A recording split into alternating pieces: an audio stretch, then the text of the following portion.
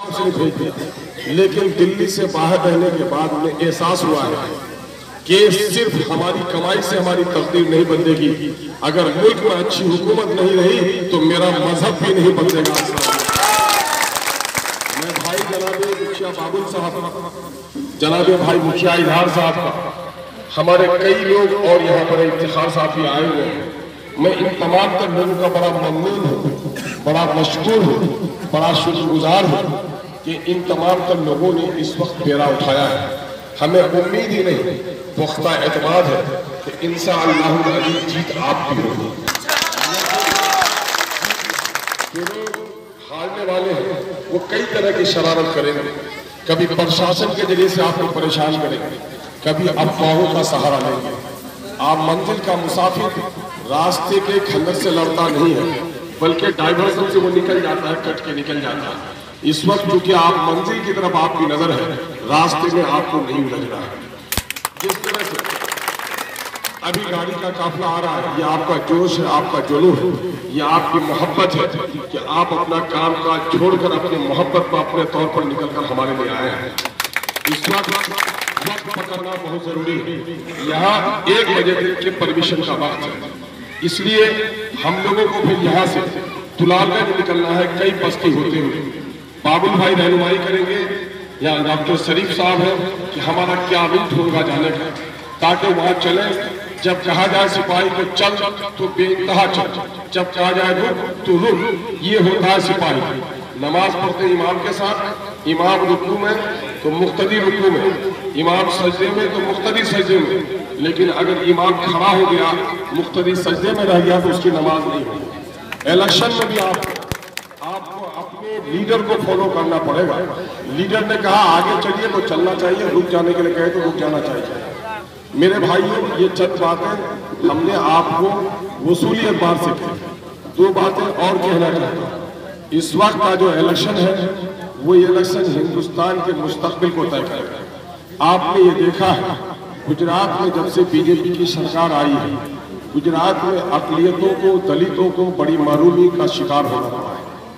आप ये जानते हैं कि जब 2002 में गुजरात में फसाद बरपा हुआ, माओ की इज्जत टूटी, बाप के सामने में उसकी बेटी को बढ़ाना किया गया और उसकी आबरू टूटी और जिंदा इंसानों को जलाया गया।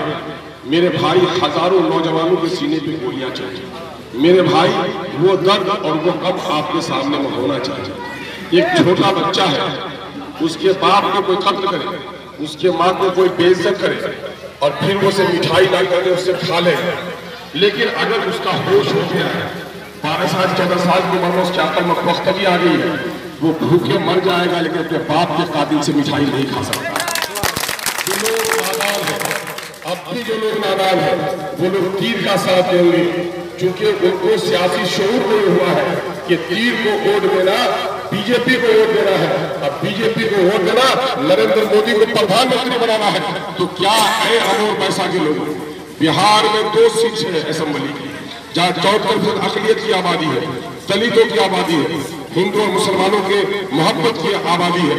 क्या इस 74% मुस्लिम आबादी जो गुजरात के गम में रो रहे थे, वो दलित भाई जो कन्हैया के जिंदत पर रो रहे थे, वो सारे इंसान जो अफराजुल और अखलाक के कत्ल पर रो रहे थे, क्या रोने वालों, क्या कभी बीजेपी का साथ दे सकता है?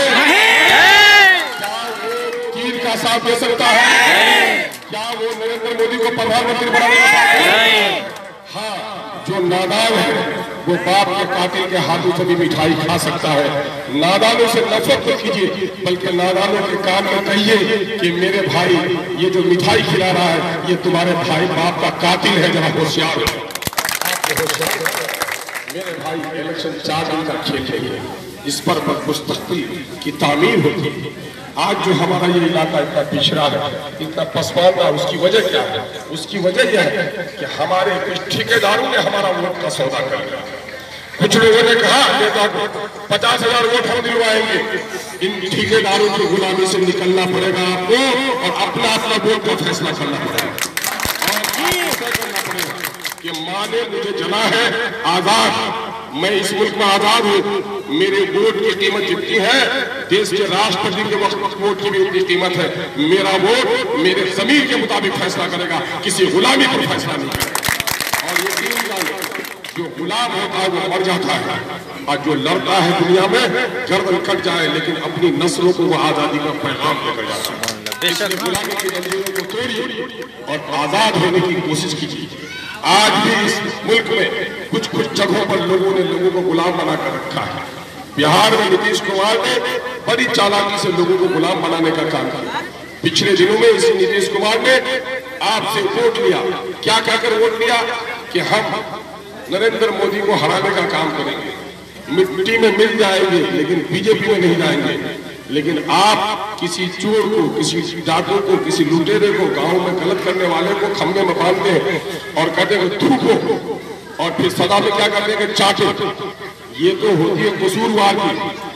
मोदी आज नीतीश कुमार की हालत वही है जो कल तक उसने तय कर दिया था बीजेपी को, आज उसी बीजेपी को चाट रहा है, उसी बीजेपी के गोद में बैठा हुआ है।